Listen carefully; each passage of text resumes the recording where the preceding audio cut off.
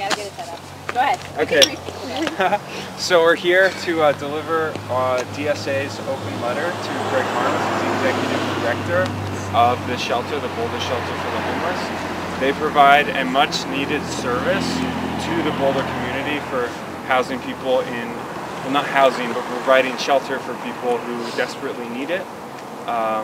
The homeless population continues to grow as Boulder continues to get gentrified and people get priced out of housing. The shelter has a number of actually very dangerous policies that have resulted in one death already prior. Benjamin Harvey, who froze to death on Christmas Day last year for the crime of tapping on a window when he was a few minutes late for the shelter's arbitrary mail collection window. He was banned for a year and then froze to death on the park bench. And there's no way for shelter residents to get any sort of justice from the shelter. It's a private nonprofit, and and even though the city demanded that they have binding arbitration, the shelter said no, and the city council kind of folded. So they have mediation, but that just means both parties, the shelter and the resident, if there's any issue like someone getting kicked out for bullshit reason, which happens all the time, they have there's no way for them to seek justice. So our first demand is that we need binding arbitration for the shelter. Also, we need all current suspensions reevaluated, and every person, every resident who has been sent to the shelter through coordinated entry, which is their sort of high priority funnel to services, be readmitted immediately. It's really cold. I wouldn't be able to sleep out here. And third, we need people who have experienced homelessness, either presently or in the past, on the board of directors. The people that are living here should have a say in how it's run. So we are going to have some speakers talk about these issues, and then we're going to go and deliver a nice letter that's been signed by like 280 people and a number of orgs around northern Colorado, and we're going to go try to deliver it to Greg Harms. Right. Yeah. Who isn't here but air horn. in the letter, right? Where'd it go? Does anyone else want to Oh, sign? it's over here. Yeah, I think the best light is basically where these guys are standing. We should have speakers in front of them. Did they kick us out from the door? Should we just read it there? So we're gonna read here and then go over there and deliver our sign. Oh, okay. Darren suggests that. Sounds good. Oh wait, let's get in order here. So, should we start with the talks? Yeah. Wait, but do we have all our... Eric, who's like a really good filmer, is supposed to be on his way. We're not totally sure if he is, but... Okay. In the meantime, can you answer a question? Yeah, absolutely. What do you expect from Greg Harms? What would you like him to do? We would like him to read our letter, acknowledge the issues with the shelter, and seriously agree and consider enacting our demands. Ideally, I mean, we need these changes to happen. We would hope that Greg Harms, being a good person, being someone who cares for the homeless, would take this very seriously. And yeah. Have you had communication with him before? We have. We notified him that we were coming. He sort of said, "Oh, I won't be there. You know, I won't be there that night. We can arrange a meeting at another time." So we're still here. He should, if he really cares about this issue, you know, he should show up. We hear that he's not here a lot, so I think he should work more. And but we will meet with him as well when that works for him.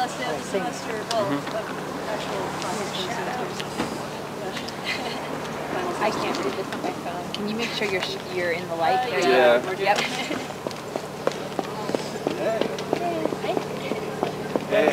Hi, Aaron. Yeah. So you think it's better we give it up behind the gate? I just think we need to be on public. The true measure of any society can be found in how it treats its most vulnerable members. While we're doing most of it, and and then only walk on their property to deliver the letter to the account. Practices that have led to people losing their lives in Boulder.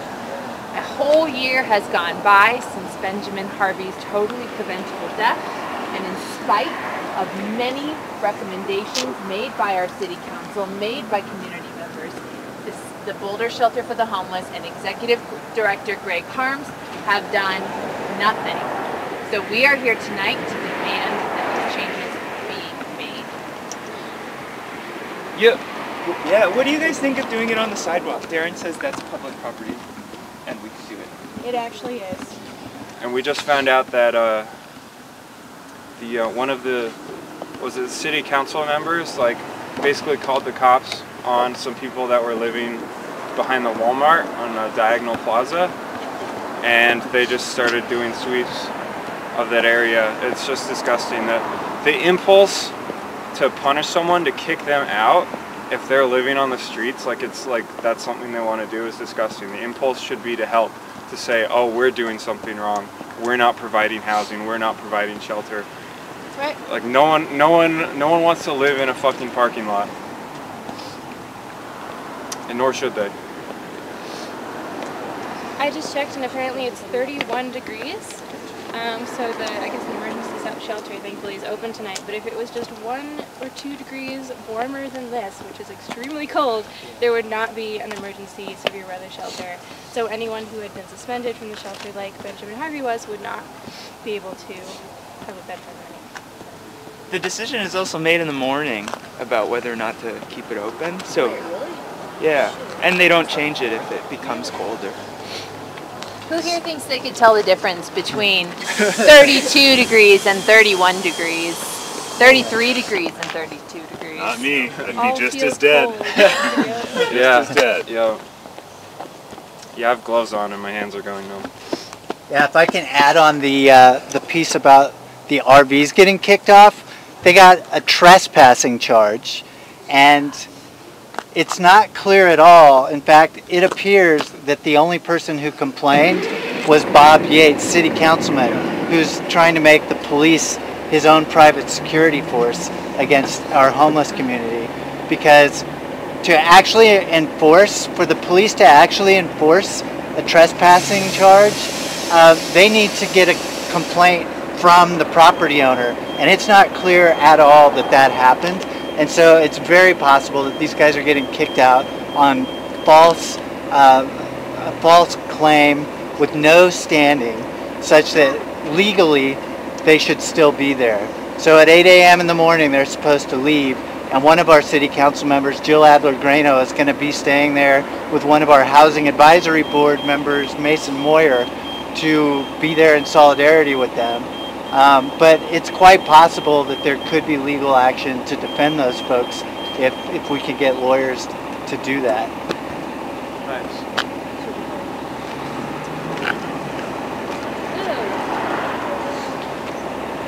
Alright.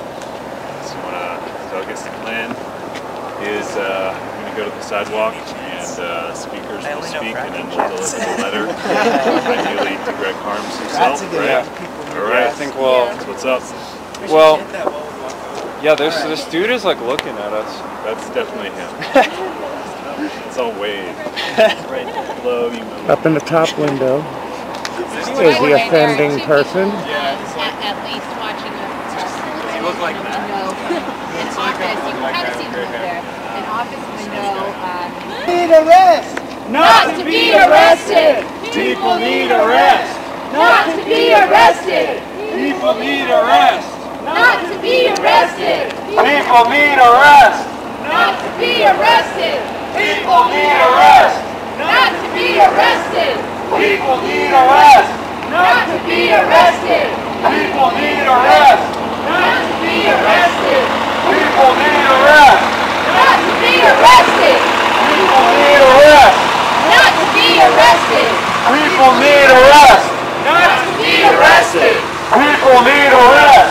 Not to be arrested! People need arrest! Not to be arrested! Why don't you get out of here? I don't see you staying here. Why don't you go give us some peace?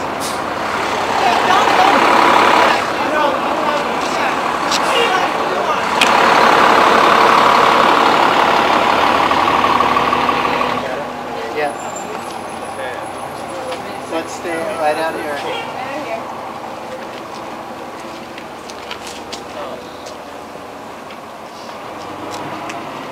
Hi everyone. Thank you for coming out tonight. My name is Megan and I'm here as a representative from the Boulder County Democratic Socialists of America, DSA. But more so, I am here as a neighbor, as a community member. I am here, we are here, because it is past time somebody spoke up about the dangerous and inhumane practices of the Boulder Shelter for the Homeless. As you may know, we are coming up on the 1-year anniversary of Benjamin Harvey's completely preventable death. Benjamin Harvey was a longtime Boulder resident who, after going through coordinated entry and being referred to our shelter, was turned away by shelter staff. The reason? 9 months earlier, he had tapped on a window after arriving 1 minute late for the mail pickup time. Rather than showing empathy or respect for a fellow human being experiencing a moment of frustration and human weakness, the shelter staff declared him violent and banned him from services for a whole year. The night he returned to the shelter, they reminded him of this small mistake and sent him away. He died that night, following the city's camping ban law that forbids people, but not dogs, from coverings like a blanket. He froze to death. There was a public outcry after Benji's death, which led the Boulder City Council to recommend that the shelter make a number of policy changes that might protect residents from such a fate in the future. These protections would have given residents the right to challenge shelter suspensions and bans through a process of binding third-party arbitration. The shelter and Greg Harms refused. In fact, a whole year has passed and the shelter has made no substantive changes.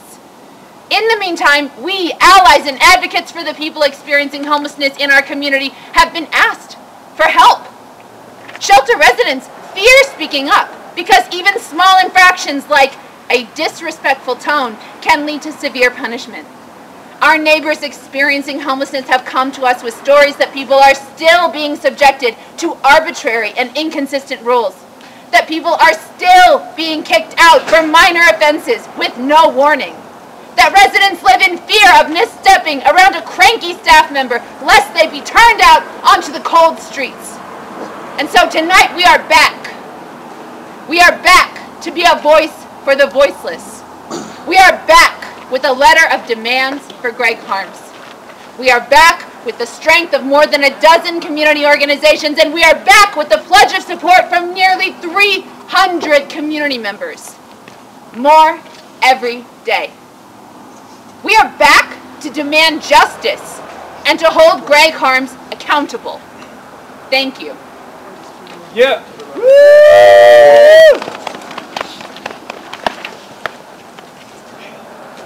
If you're lucky, you get to be one of the 160 or less people a night to stay at the Boulder Shelter for the Homeless. You'd be lucky because in the last year, 2,500 people have sought help, leaving most from getting a bed, a caseworker, a chance to overcome what left them homeless. Even if you are one of the lucky 160, the shelter mandates that clients be respectful. This is an incredibly vague term, and often simply responding to staff in any manner beside full and immediate compliance is considered disrespectful. In the 2018 University of Denver Law School report on homelessness in the Boulder Shelter for the Homeless, Executive Director Greg Harms was interviewed and shared that any staff member can issue a violation to an individual for breaking this contract.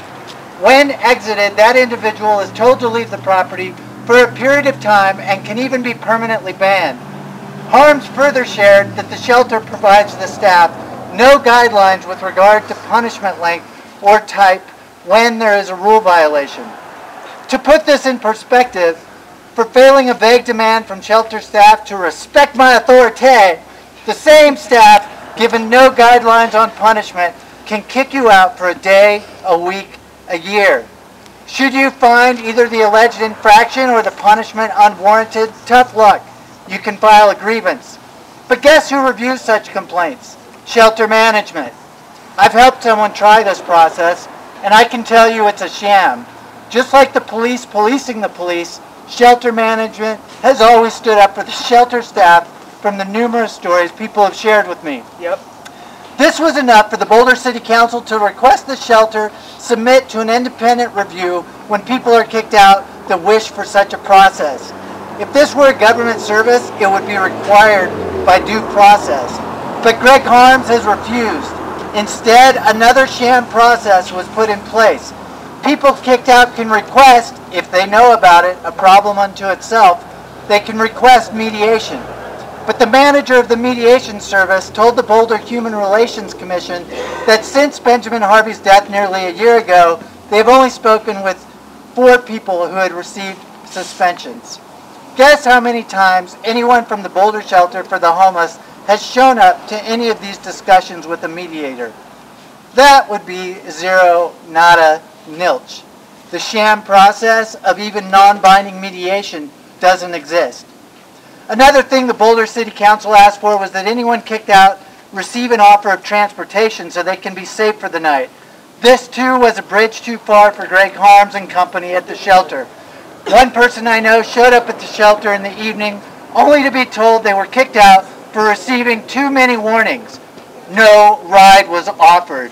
The shelter put that person's life at risk, failing to take even a low-cost and humane step to ensure an easily achievable modicum of safety. I'll end with the warning system. It's another sham process.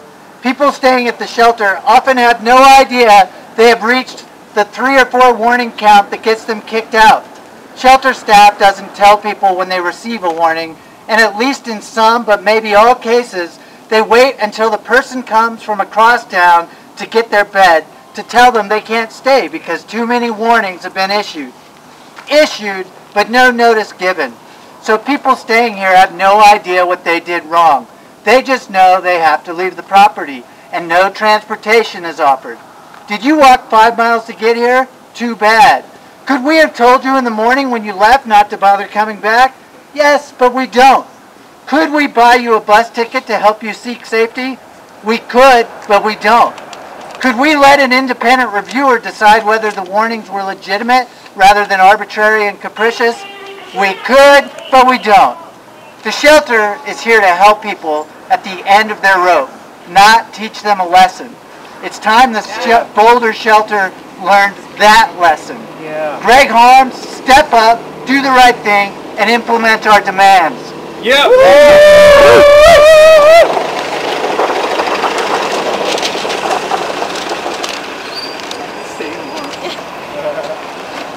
Boulder Revised Code 6-1-7 requires every pet to have shelter.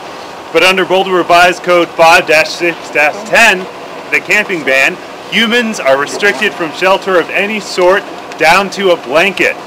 In Boulder, rich Boulder, our homeless neighbors are treated worse than dogs. If you're homeless in our city and you can't get into this shelter, the law says too bad, go freeze. And that's exactly what happened to Benjamin Harvey on Christmas Day when he froze to death on a 10-degree night.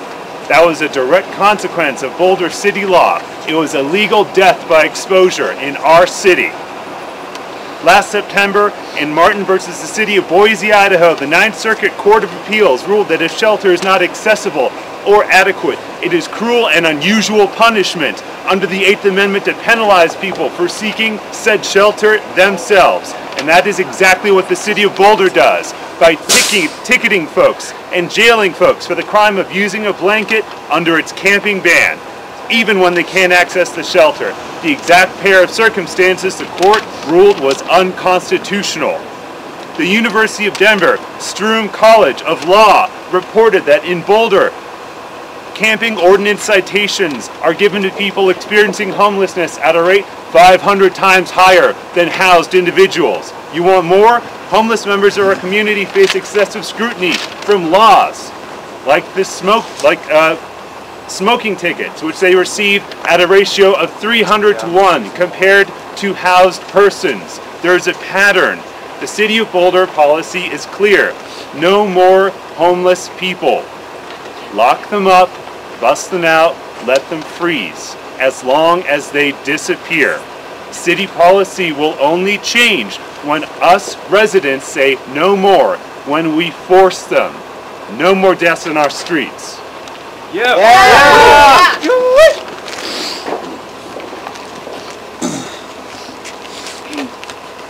And this is our open letter to Greg Harms, Executive Director of the shelter. Can I hold this for you? Oh, yeah, sure.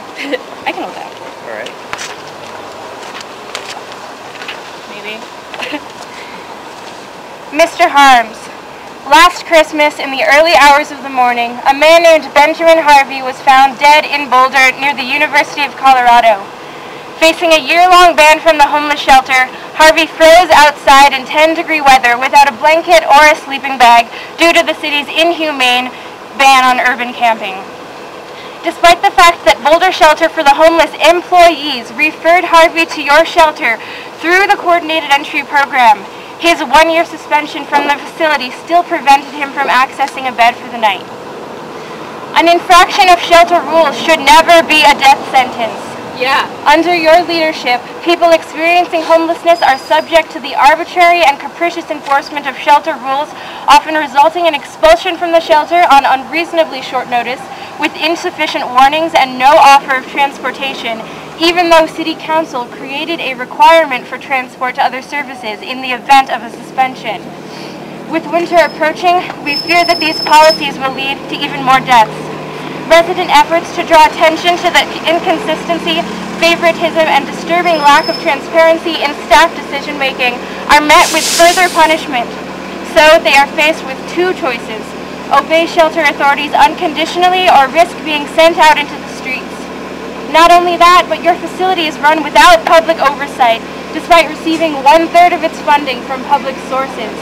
All of this amounts to an alarming lack of accountability for shelter staff, especially considering that they wield power over their residents' access to warmth, food, and a place to rest. It is clear that something must change.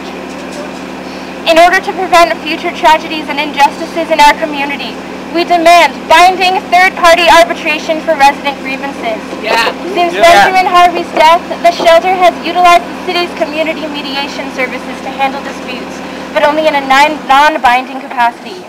Given the grave consequences posed by unfair suspensions from the facility, this is not enough. Allowing community mediation services to make binding decisions would ensure that conflicts are resolved more fairly, and we hope that it would amplify the voices of Boulder's most disadvantaged citizens. We also demand that all active suspensions be reevaluated by a third party, and that suspended individuals referred to the shelter through the coordinated entry system be allowed back. Yeah.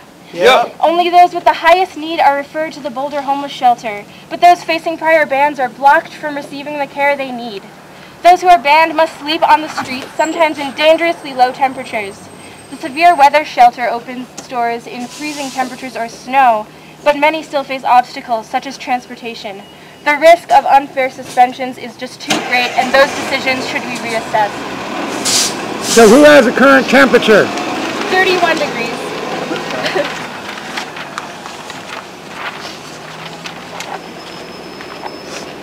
Finally, it is important that residents at your shelter are represented by people who truly empathize with their position and understand the struggles they face.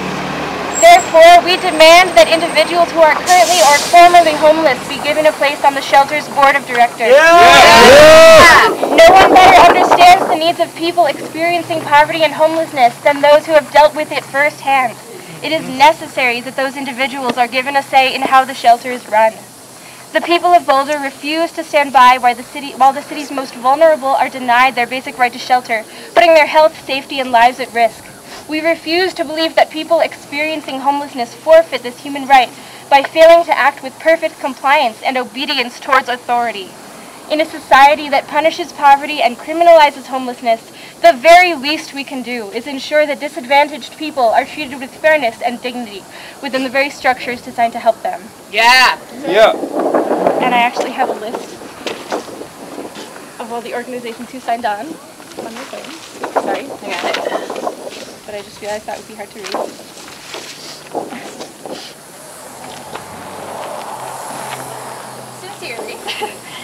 Boulder and Broomfield County Democratic Socialists of America, Boulder Rights Watch, Boulder ISO, Denver Homeless Out Loud, Surge Boulder, NAACP's Boulder Branch, DU's National Lawyers Guild, Fem Left, CU Boulder's Committee on Rights and Compensation, the Rocky Mountain Peace and Justice Center, the Front Range Mutual Aid Network, and the over 280 concerned individuals who signed our online petition. Yeah. Yeah. Right. Thank you. So now we are going to give the letter to, attempt to give the letter to Greg Harms. Let's do it. Do you have another copy, or are we going to use this big copy? Yeah, I will use that one. All right. So it's in a different one. Oh. Okay. All right. Yeah. If you don't want to, we're just gonna go up to that door. So, here's the letter. Okay. We can tell them that it doesn't have every name, that it has, the list has been growing and growing. What can I hold? Oh yeah. And then do we want this or no? Maybe not. We seem to have their attention. Yeah, for sure. Cool. I think you gotta go that way. We can take it. Do you want me to take those? Sure. Okay. Yeah. Is Greg Harms here? So we've been asked to take the letters on his behalf. Is Greg Harms here? He communicated with the person that communicated with him, that he would not be here tonight. We've been asked to take the letters, so that's what we're doing. And what are you doing with the letter from here? We So will we'll deliver pass it on to him. Mr. Holmes. Yeah. Okay. Thank you. Thank you, guys. Thank you. Thank you. Thank you. Thanks. People need a rest. Not to be arrested. People need a rest. Not to be arrested. People need a rest. Not to be arrested. People need a rest. Not to be arrested. People need a rest. Not to be arrested. People need a rest. Not to be arrested. People need a rest. Not to be arrested. People need a rest. Not to be arrested. People need a rest. Not to be arrested. That's not body bags. That's not body bags. That's not body bags. That's not body bags. That's not body bags. That's not body bags. That's not body bags. That's not body bags. That's not body bags. That's not body bags. That's not body bags. That's not body bags. House the poor, tax the rich. House the poor. Tax the rich. House the poor. Tax the rich. House the poor. Tax the rich. House the poor. Tax the rich. House the poor. Tax the rich. House the poor. Tax the rich. House the poor. Tax the rich. House the poor. Tax the rich. House the poor. Tax the rich.